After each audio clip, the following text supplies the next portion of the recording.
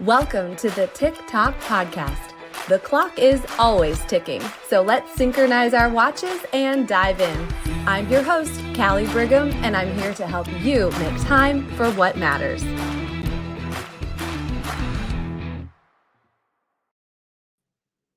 Hey friends, welcome back to the TikTok podcast. And gosh, I just love our Friday bonus episodes. I really do. Our guest today, we were just talking right before we hit record, and we were talking about, there is something to be said for having some great systems in life or hearing an idea that tends to work for the masses or the majority of people. And then there's maybe you personally, and you're sitting there listening. You're like, well, isn't that great for someone who, can just take something they read in a book or hear and it works perfectly? What is the deal with me? Why am I unique? Why am I special? Or maybe you're thinking, what's wrong with me, right? And so in the course of this podcast, we want to recognize and we want to have conversations that really say, let's get to the heart of what makes a person tick, what makes a person be able to navigate when things get tough, be able to have mastery over their schedule, their emotions.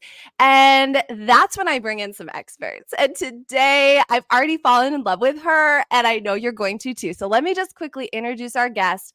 Now that we've set the stage for, all right, I'm super intrigued. Let's hear who we've got today. So Lindsay Fleming is widely regarded as one of the trailblazers in modern mental health prevention and destigmatization on TikTok. Hey, how do you like that? TikTok meets TikTok. Here we go. She is a licensed therapist, private practice owner, and co-host of a podcast called Take Two. She was selected for Harvard's 2023 Creator Summit and was named in TikTok's Creator Spotlight for mental health awareness. You guys, let's go there. And I'm just going to bring on today my new friend, Lindsay Fleming. Hey, Lindsay. Hi, hello. Thank you so much for having me. I'm so excited. This is like one of my favorite topics is time management. Working with ADHD as my specialty. We talk about it a lot. So I'm so excited to share everything and hear your questions. Well, I think we talk about it a lot because it's a necessary conversation. And, I was thinking about all these previous episodes, Lindsay. There's been a lot of laughter, there's been some tears, there's been the whole thing. But at the end of the day, there's realness. And that's what I want today. Like, we're not going to sugarcoat things, but we're also going to really maybe lighten some of the heaviness that I Mhm. think women are experiencing, don't you? Like, Yeah. it can be a heavy topic, and we're gonna really just be transparent and give some tools and maybe give some hope. What do you Mhm. think about that? Does that sound about right? I love that. I'm very excited about that. And I think that's what my goal is in my office when I work with people through therapy is exactly that, like empowering them to make changes that work for them. Yeah. So let's get a little background on you. Let's just share with everybody where you're coming from personally, professionally, so we can know Mhm. kind of what lens you're viewing the world through and how you're going to speak to us today. Yeah. So I was an anxious little teenager, probably an anxious little kid, to be honest. And I also was extremely dyslexic. So growing up in kindergarten, the teacher contacted my mom and was like, "You got to get this girl tested." And my mom always reminds me like how privileged I was to have that experience because now I work within these systems, and a lot of times the dyslexia or learning disabilities, like 1 in 4 students have them in a classroom and they're not being recognized. So even for back then, for that to happen, I'm very grateful. But with that, there's a lot of interventions and a lot of feeling like, okay, everybody else can do this, but this is hard for me, or getting pulled out of class. So I just always kind of had this feeling like I wasn't smart. Things didn't come to me naturally in that sense. And I was extremely anxious. I tried a few therapists in middle school and just like didn't really find them helpful, to be honest. And now looking back, I can see as a clinician, like what approaches they were taking. But at the time, I'm like, this is just so unhelpful. I'm like, this what I'm going through cannot be that uncommon. And it really made me, I always knew I wanted to work with kids and teens, and it made me really decide, like, okay, I want to be a therapist. And then when I was in graduate school, we were learning about ADHD, and one of my good friends in grad school, we were reading the symptoms, and she kept looking at me. I'm like, "What?" She's like, "This is you in a textbook." I'm like, "No, it's not." She's like, "Yes, it is, Lindsay." And I read it. I'm like, still very pushed back. Like, no, okay. Sometimes I struggle with time management. Sometimes I procrastinate. Like, but no. And she's like, "You literally get an idea in your head, you're all or nothing," and we were going through it. So then I went and got officially diagnosed with ADHD in my first year of graduate school. And it was interesting. And I'm big on, like, I don't care as much about achievement and grades, but I care about people, like the effort you put forth, and like that's what we want to really encourage. But what I found was my GPA went from a 3.3 to 3.8 just by getting that diagnosis and being able to understand how my brain works and being able to trial medication. So, um, also, like, my life just losing things, like, I think I had lost 7 phones in undergrad, and, like, being able to not lose anything anymore. So there's just these things that now I've become obsessed with understanding ADHD, the ADHD brain, and, being able to help other people, because we know women too go undiagnosed for very long. So, yeah, so that's kinda where my journey started with that piece of my work. I then started working in an inpatient psych unit. I worked in a partial hospitalization program for ages, like the inpatient was 3 to 18. So really working with kids again, high level crisis. I loved my work there. But I wanted to really help with the long term. So I moved to private practice, and then I decided to open my own practice. And I also coach a lot. This is a lot. I also coach a youth cheer team. And I did like a leadership workshop where we talked about self-esteem, confidence, and I could get into like why I did that. But they are the ones who told me to get a TikTok. They are the ones who like begged me to get a TikTok. We did a social media challenge. And I said if they all met their goal, I'd buy them Starbucks. They said, "We don't want Starbucks. We want you on TikTok." I said, "Absolutely not." The pandemic hit, and they were like, "We miss this group so much. Like, we feel so isolated." So I tried to do it virtually, and I made a few TikToks for them. And one of them just kind of went viral. And I was like, "Oh my gosh, I could actually like make an impact through this space as well." So that's kind of how my journey to where I got today. And now I've practiced. We have 17 clinicians at our practice. It's very exciting. And I have 500,000 followers on TikTok. So it's been a journey for sure. And I think my ADHD has really been being able to manage my time better, and being able to understand it has really been able to let those spaces become successful instead of just feeling overwhelming and I just freeze. Gosh, I have so many things I wanna talk to you about. That is what a journey.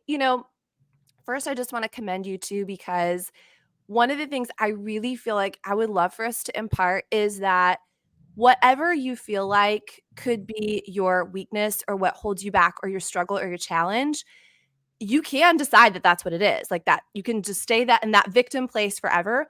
Or look what you did. It Mhm. became your superpower. It became what is your voice and your platform and the bridge to people. So I want, if nothing else, I want people that might resonate with you to realize what could be accomplished. Okay, so first I would just want to ask, I wrote down the word denial.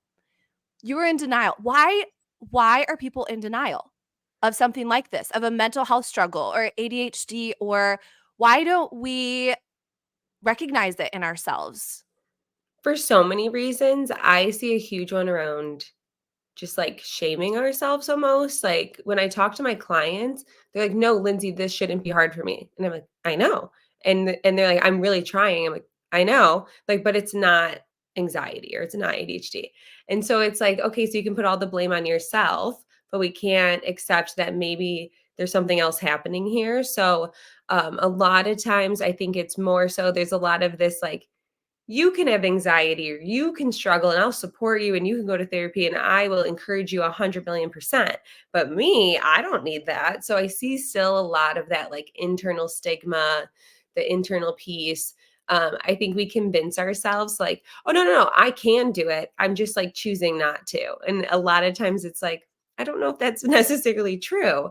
Um, so really working on it, I'll lean into it with them like, okay, let's make a plan. Let's try to change these habits. And if we're doing 100% and we're trying to change these habits for 3 months and really we see no progress or we see a little progress, we fall off, a little progress, we fall off. We have to understand what's getting in our way. And a lot of times that might be something related to mental health.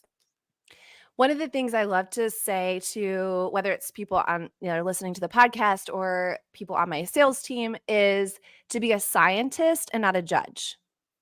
Right? Like, let's just experiment. Let's just try. Mhm. There's no judgment to it. Let's just see. And Yeah. usually that really allows you to open up a little bit more to it. So you said that people say like, this shouldn't be hard for me.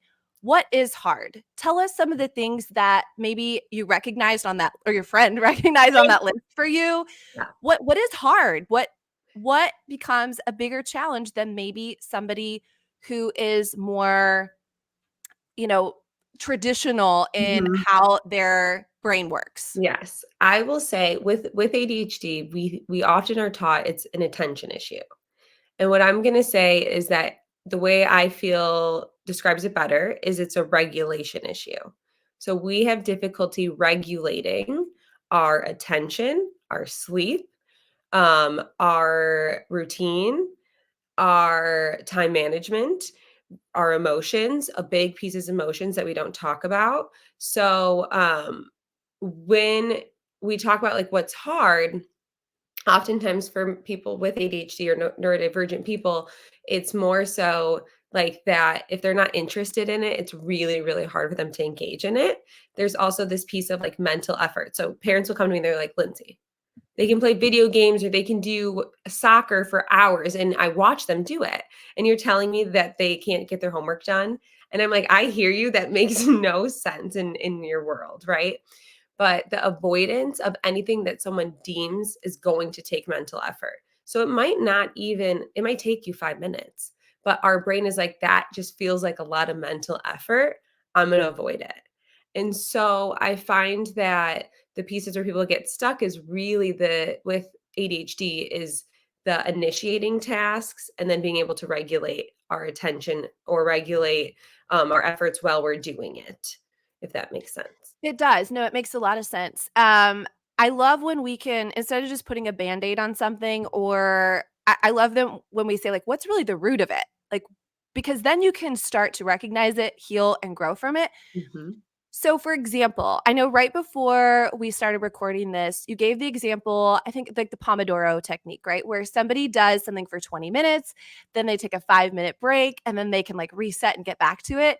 And you were saying, absolutely not. Like, No. red flags, not a good idea. So, if you want to like counterbalance, what's a few things that we're taught that would be great, but in this scenario, not good, but maybe give us a few ideas that would work. Like, Yes. is that okay? Like, kind of Yeah, go back and forth a little bit. Okay. 100%. So I think that is a great, great system for a lot of people. And I think it can work really well. What I notice when my clients try to implement that with ADHD is like, I'll have a kid come in, I'll be like, I want you to literally time how long your social studies took. And they will be like an hour. I'm like, in seventh grade, you're doing social studies for an hour? They're like, well, the actual work was probably like 20 minutes, but I was doing this and this and this. So it's like, I would be hard to find that that 20 minutes is actually them zoned in doing work. And if it is them zoned in doing work, and then we say, okay, let's take our brain out of that and put it into something else, now it's going to be so hard for them to get back into that space. So instead, I like more by task. So it's like finish the social studies or finish these things, then we can have a break. And the break cannot be on screens. Like it cannot be a preferred activity. If it's something that's preferred, it's going to be 10 times harder for them to get themselves off of that to return back. So we can stand up, we can stretch, we can get a glass of water, but we are not like we go pet the dog, but we're not like going on a screen. We're not calling a friend because they just get sucked in and it's really, really hard to get them to come back. That's interesting because I know a lot of times we'll talk about like a reward system, right? You get this done, then you get the reward. In theory, that would be great for some people, but Mhm. what you're saying is that's not necessarily gonna help you be productive or get things done because that reward is then gonna suck you in a little bit Ye a or a lot lot of of times, it. and we think about adults, like, if I'm laying in bed, I'm on TikTok, I'm like, "Okay, I'm gonna be on for 5 minutes."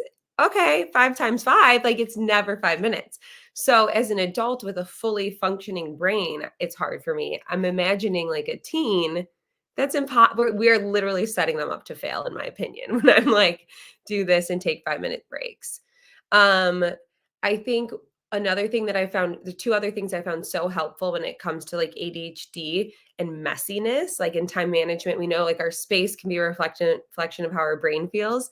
So my biggest piece of advice for anybody really who struggles with this is like don't put it down, put it away. Like we tend to put things down and be like, "Oh, I'll put that away later." We're never putting it away later. So the idea of like, don't put it down, put it away can be helpful. And then with someone who struggles with initiating tasks, productive procrastination.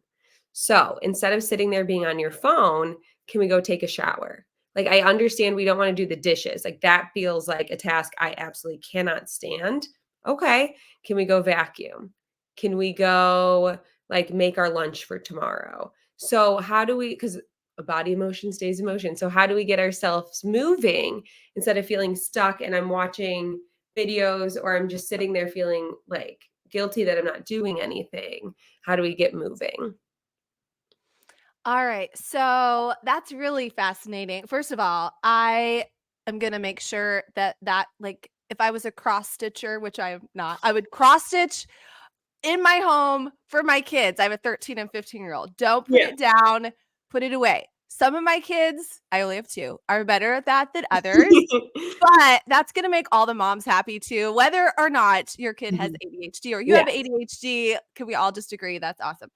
So don't put it down, put it away, and productive procrastination. So Mhm. on purpose, you're just getting yourself into movement so Yes. that movement will be the next result. Is that what you're saying? Yes. Okay. I love that. Yeah, keep going.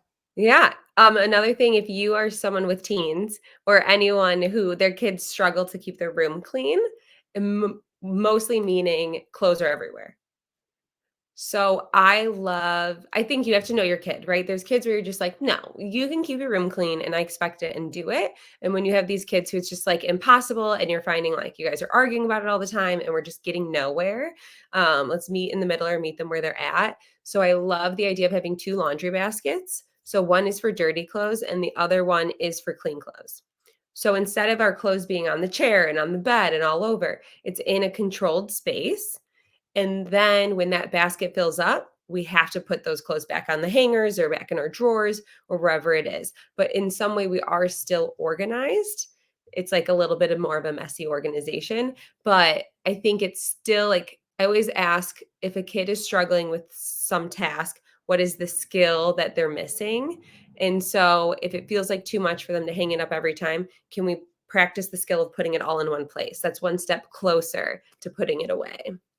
Well, and really what you're teaching is progress over perfection, Mhm. right? Because and then that's a win. Like at Yeah. least now I'm putting it there. And then eventually maybe I'll put it there and then I'll hang it up. Mhm. And that containment too. So little baby steps it sounds like are Yes. really helpful because then it maybe gives you the confidence that you can do Yeah, the next step too.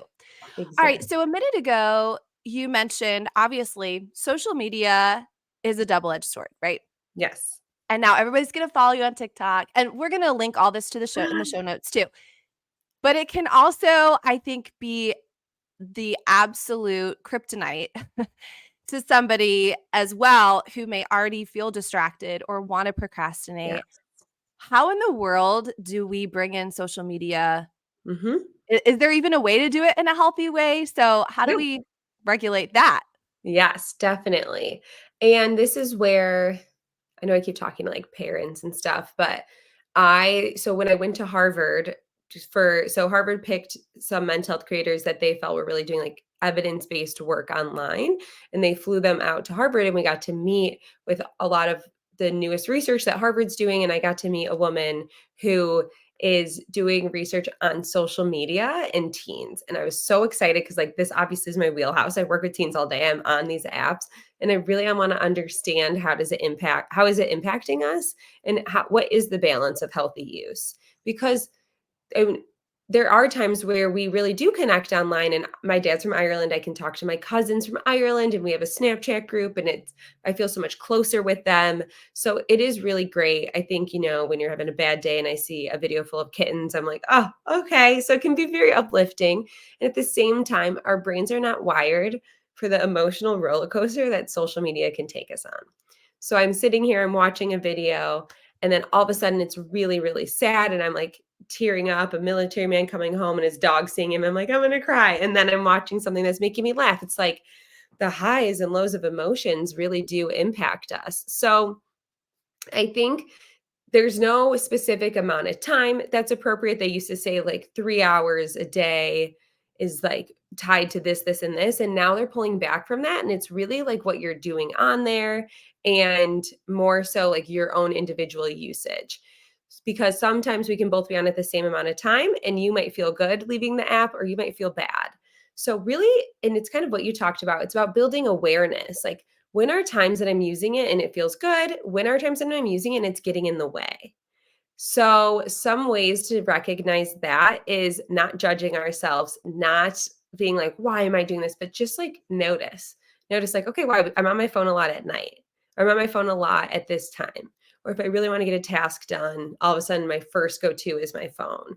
And then once we recognize, like, okay, here's where it feels good, here's where it gets hard, we can develop some skills around those spaces.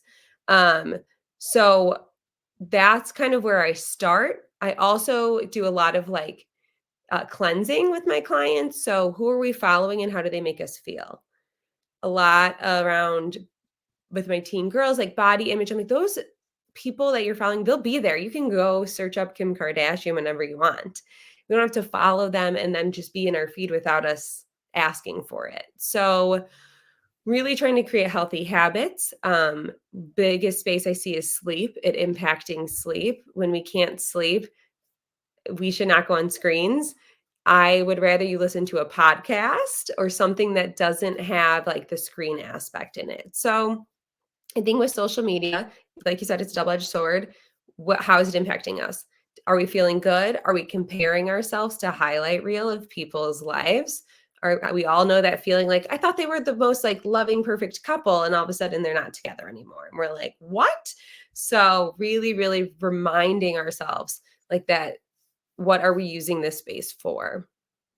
That's just a really healthy way to do it. Again, it goes back to the let me just do an experiment or an audit or just an awareness. Nobody is it's not designed to judge you, it's not designed to shame you. It's Mhm. designed to open your eyes. And then I mean at the end of the day, we do have a choice, don't we? We have a choice where we spend our time. We have a Mhm. choice where we invest our time. Sometimes it doesn't feel like it, but Yes. that is the reality.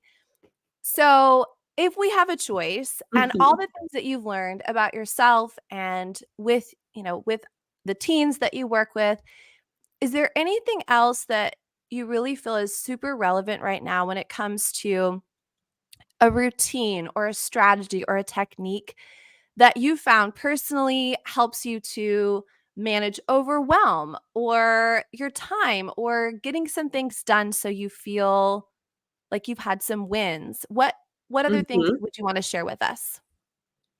So I think anytime I feel overwhelmed, I want to avoid it all, right? So, and sometimes even though I say productive procrastination can be helpful, sometimes I just turn it into like real procrastination and I never get to the task that I was trying to get to.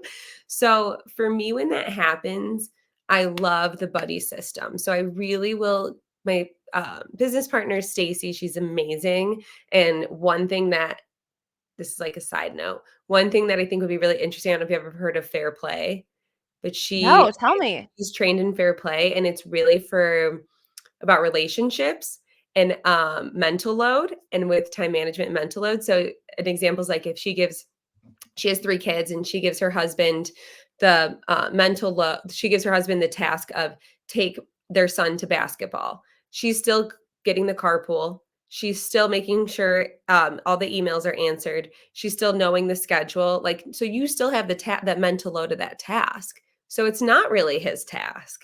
And so fair play is like, how do we make it fair and be like, no, you are taking on this entire task, and then being okay if he doesn't do it the way that you would. So being okay if it's not done in the most perfect way. But a lot of it's like fair play in relationships, and how do we really have that? Because what we see happens a lot of times is the mental load is on the woman, where we think we're kind of giving away tasks, but really we're not fully. So yeah, I think that is something that I've learned that is so interesting in I'm relationships.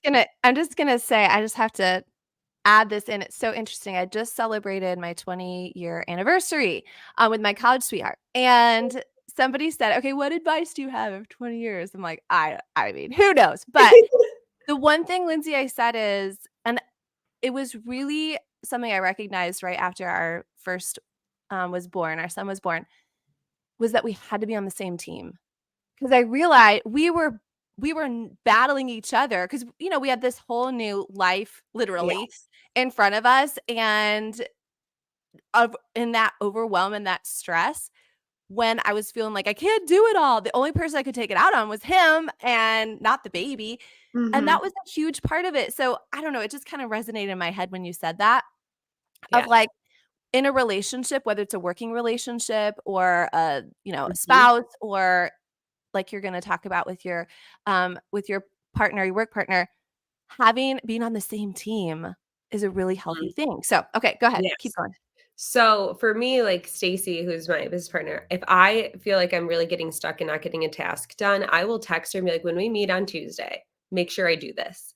So it's like I'm holding myself accountable through somebody else, or like just having someone sit there with me while I do it. So that I have found really helpful, or the buddy system of like, okay, we can be in the same room and we're working on separate things, but just by having someone else there, it kind of keeps us on task.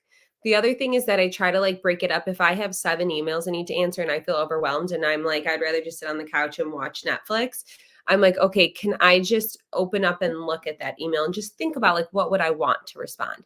So how do I baby step it, make it really small, and just be able to look and or plan out when I'm going to. So I think when things feel really big and overwhelming, we tend to just avoid it all. And can we break it up and be like, what am I really feeling overwhelmed about? And with my like older college age students, clients, what I do is we will, if they come in and they're like, Lindsay, I just can't handle life. I've been procrastinating everything.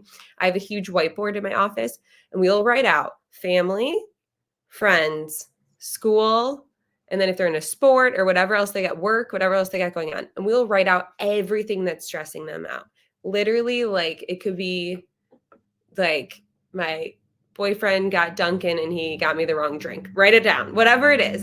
And then we put next to it, out of 10, how stressed are we about it? And then if it's a 4 or below, we let it go.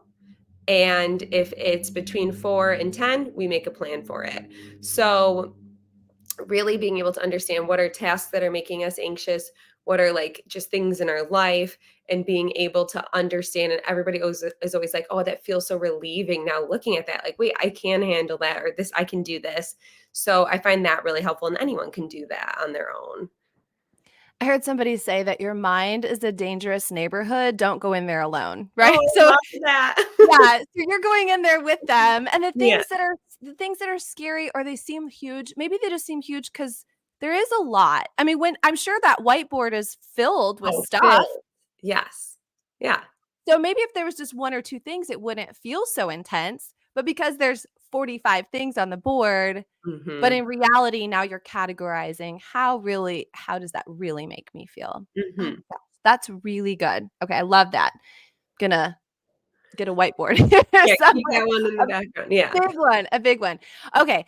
Gosh, we could talk about so many more things. We could talk about, again, obviously, I'm interested in hearing about kids and working with kids and teens. You have your own personal story, as well as you continue to navigate and be successful and help other people. So, is there anything that's super critical that we've not covered yet? And you'll just have to come back, Lindsay. I We'll would talk love more. to. I I would would love love it. to come back. Anything that we did not cover. I just think that when it comes to so if any parents are out there listening to me, my biggest thing I hear in my office from teens is like, "My mom and dad tell me to get off my phone, but they're on their phones constantly." And so that is the number one complaint I get. And I learned something from, um, Emily, who is the woman I met at Harvard, called technoference. And so, really, it's talking about researching how technology is getting in the way of our relationships. And so, when she told me about it, I was like, oh.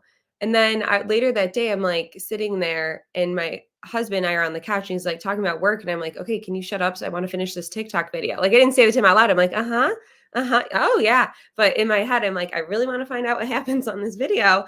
And so, or I'm like pausing my housewives. I'm like, big moment here, but go ahead, keep telling But me. if they have the captions on, you could still, like, out of the side of your eye, be seeing what they're saying, Yeah, right? Turn the exactly. volume off and still finish it. 100%. And I so would not know how that works at all. Yeah, no no, idea. never. So that's where I'm like, oh my gosh, this is what they're talking about. So essentially, it is when technology interferes with connection in our lives.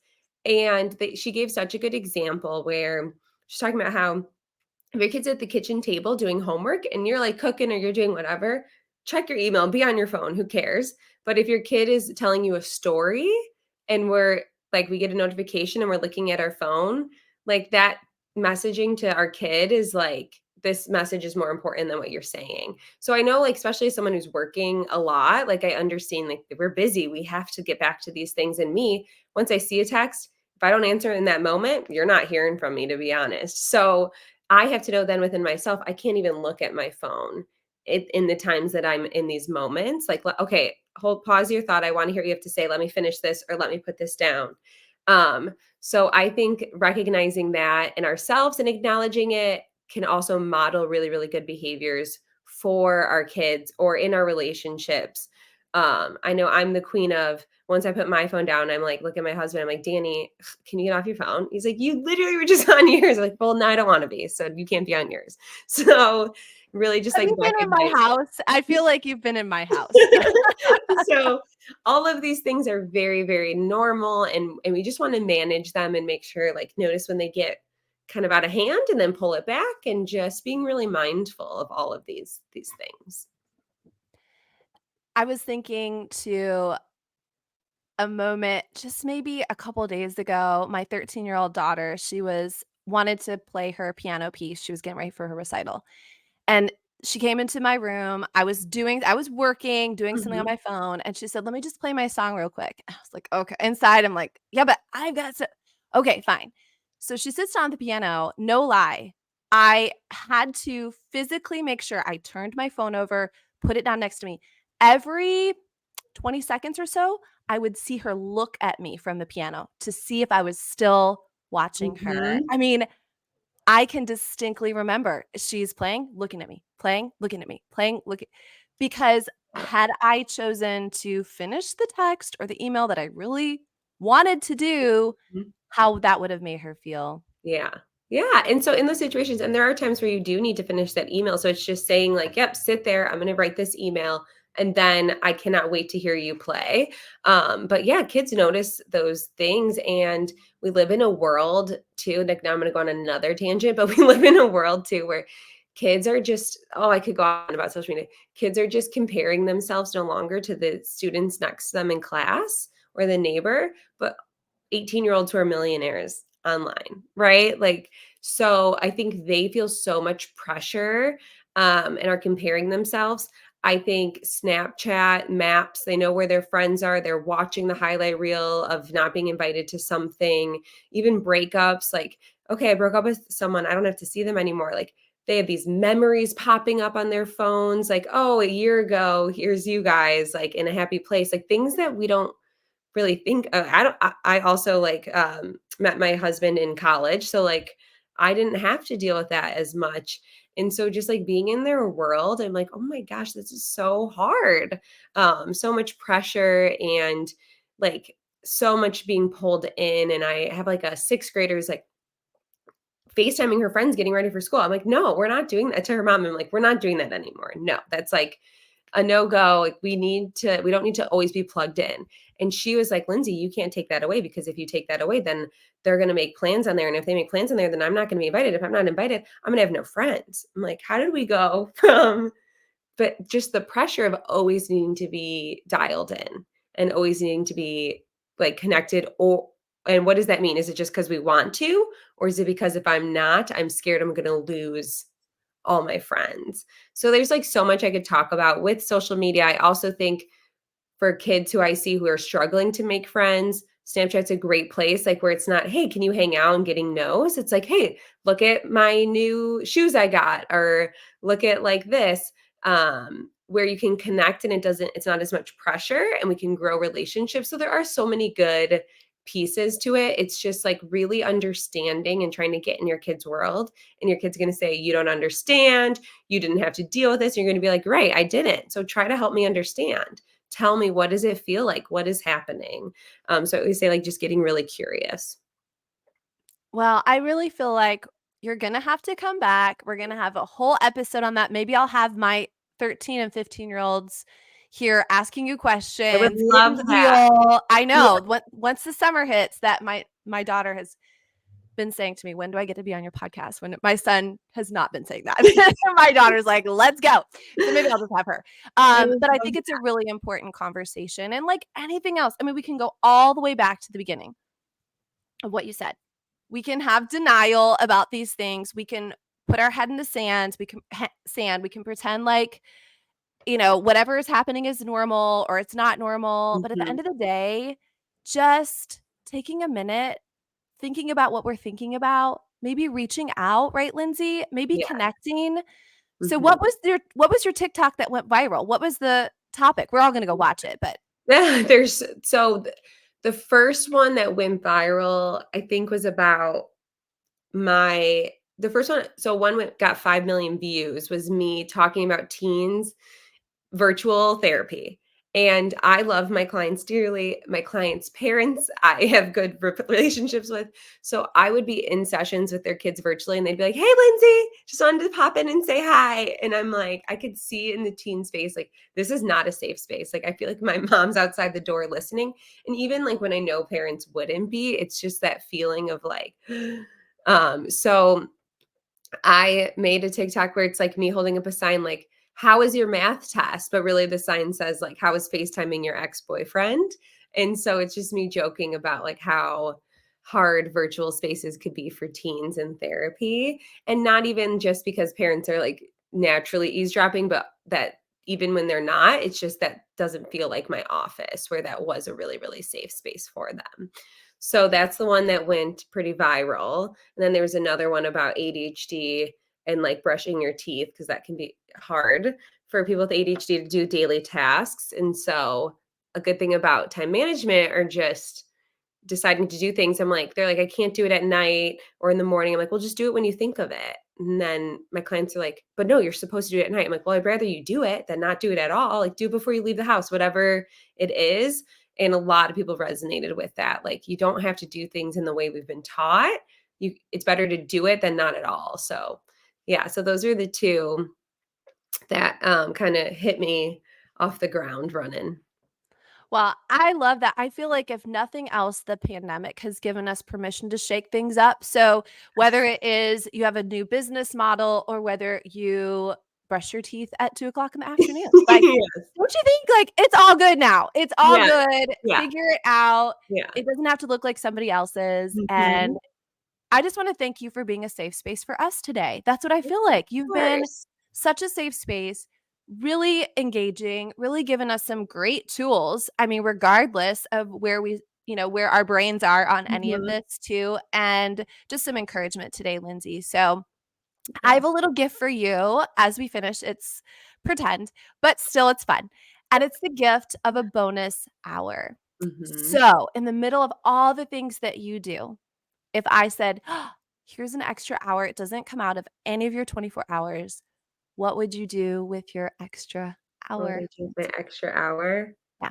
You know what?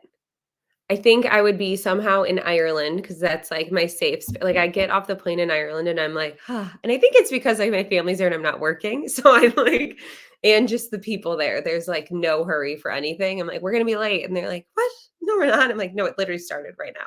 So I would say being at my grandma's house, my nana's house in Ireland, and just having tea with her, that would be my extra hour that I would like to have. Oh, I love it. You'll have to send me a picture of your Nana's house in Oh, Ireland, I and I will. wanna see Oh, it. I yes. got to go to Ireland for the first time a couple years ago. My last name is Brigham, my husband's Scot-Irish, so this was, like, the homeland for him, Yes. and it's Yeah. just as stunning and beautiful, and the people are lovely, and my prayer for you in this gift is that before too long, that you will be able to find yourself there having tea with her. I will in June. So I will be Me I'm very excited. too! Yeah, Okay, you have to send me a picture, I I'll will. share it with our community, I so you will. know Yeah. you've got your bonus hour happening, Lindsay. I will definitely do that. And my one thing that I always leave on our podcast people with is like a take two moment. And so I'm wondering, now I'm putting you a little on the spot, but like a take two moment we say is like oftentimes life gets so busy and we just feel stuck and like we can't make changes. And so we say like taking 2 minutes whether it's at the end of the day and reflect like what would help me feel a lot better my week. Is it that I wake up better? Is it time management? Whatever it is, and write it down in our phone notes, and just how can we start to make little not too much pressure things to help achieve that goal. Or in moments when we have high emotions, taking 2 minutes to just take a pause and be like, okay, what am I feeling in this moment? What do I need? So we always say like over the week, if there was a take two moment, like what people could take 2 minutes to just reflect on or focus on, what would you give people the advice to do? So I'm just gonna say mine personally because I have a tendency to fill those 2 minutes with something else, like, to get ahead. So, Mhm. "Oh, you know what? I'm gonna do something so my tomorrow is easier. I'm gonna go ahead and do that. I'm gonna" and so for me, as weird as it might sound, it would be 2 minutes to just allow me to do nothing. Love Maybe it. sit on my porch with my dog, with the wind chimes, and just allow myself to maybe be for 2 minutes, so that'd I be love mine. that. I think that's awesome. It's a And good now 2. that the storm has passed, I told you it would. Yeah. The storm here has already passed, so maybe I'll go take 2 minutes after this. There you go. Sit Perfect. on my porch. Oh Love my goodness. Thanks so much, Lindsay, and tell everybody where they can follow you. We'll put it in the show notes so that they can connect and get all of the goodness and juiciness that you have to offer. it. Yeah, so you can follow me on TikTok or Instagram at Lindsay.Fleming LPC. Perfect. Okay. We'll put that in the show notes for you. And thanks again, Lindsay. I can't wait to have you back. Yeah, thank you for having me. Bye, everybody. God bless. Thank you for joining me on the TikTok podcast. Please subscribe, rate, and leave a 5-star review. Your feedback fuels our mission to help you master your time. Set your alarm for our next episode, and until then, make every moment count.